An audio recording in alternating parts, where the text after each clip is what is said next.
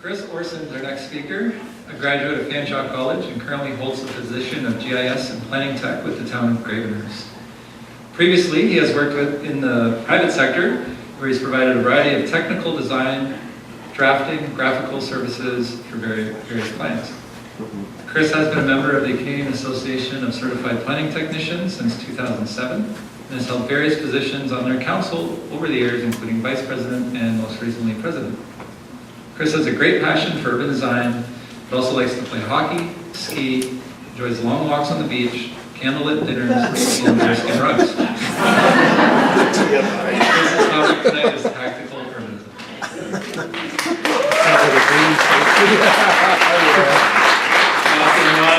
I didn't actually think you were going to read that part, but that's great. Today I'm going to talk to you guys about urban design and how it's implemented in towns and cities and what it is. So urban design, in short, is the process of shaping cities' physical form, creating healthy communities, and enriching public spaces. Tactical urbanism, which I want to get into, is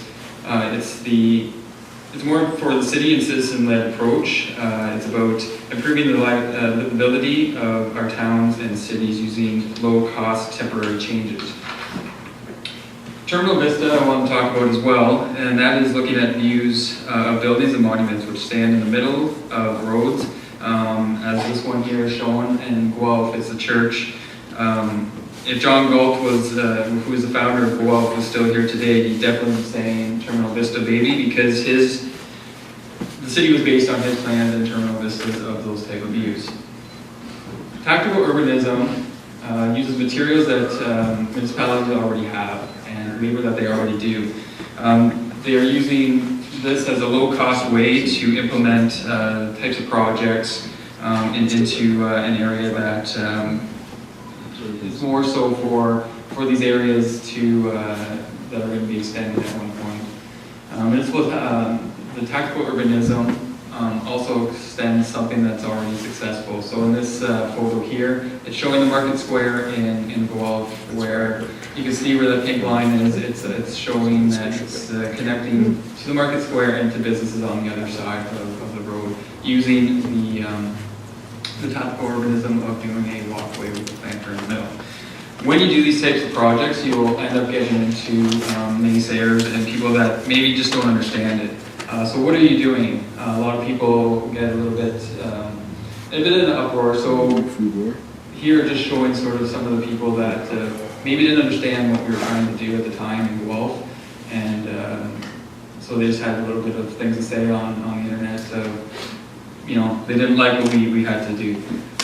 But once we implemented this in Guelph, you get the I get it effect, where you have people that are coming out to tactical urbanism, which is the planters and refuge in the middle of the road. People up in the left corner there, you can see that must be after the bar, because they're just sitting there with their shirts off and enjoying the middle of the road, but it is a safe spot to be. When it comes to municipality who's involved with these types of projects, I just wanted to put a list up there, because there's a lot that is involved in these types of projects. However, a lot of these projects can be done by just the public as well, but I always encourage that you talk with your municipality and ensure that you're adhering to bylaws and guidelines as well. What we learned doing that type of project in Guelph was there was a public appetite for these types of projects. Live traffic, so like this one in the center, basically means you have to design it as if it's permanent. Social media was a great way to retrieve some surveys, as well as a high level of scrutiny comes with the territory, as I showed you that as well. Anything more of a one-off, you need resources for it. So I wanted to go into just a little bit of additional tactical urbanism. What can you do with these spaces in a town or city? A lot of these spaces can be utilized. So in the top photo there, you can see that the roadway is, you have parking, nothing really going on, but the moment you bring in some temporary uses, some light standards, you paint some lines for biking, it brings people to the area, as well as to the road, and down in the corner as well, is just creating a little cafe, just for people to sit, socialize.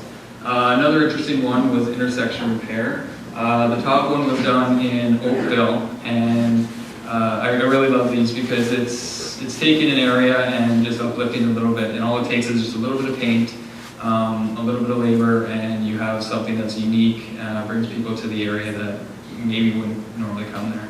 Another one is the Open Streets Initiative. This one was in Guelph, where they close down streets within the city, they bring sod in, it brings people down to, again, an area that you typically wouldn't have people, in the middle of the road type thing. So it shuts it down, it helps local businesses, it helps economic for people going to different businesses and those type of things. So it's really unique to do these types of tactical urbanism. Of just it's more pop-up.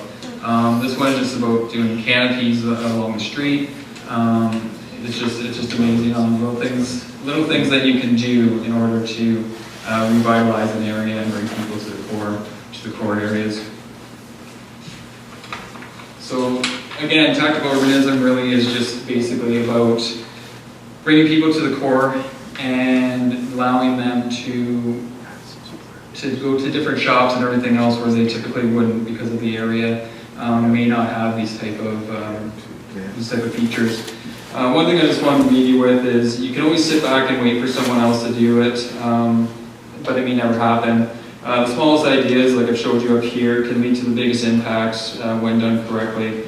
Tactical urbanism is about the short-term action for long-term change in the city, and it definitely starts with individuals that see these types of visions and ideas and just taking that little idea and making it into something like you see here down in Terminal Vista, where people were using that to otherwise cross when it wasn't a crosswalk. So it's just utilizing these spaces. Thank you.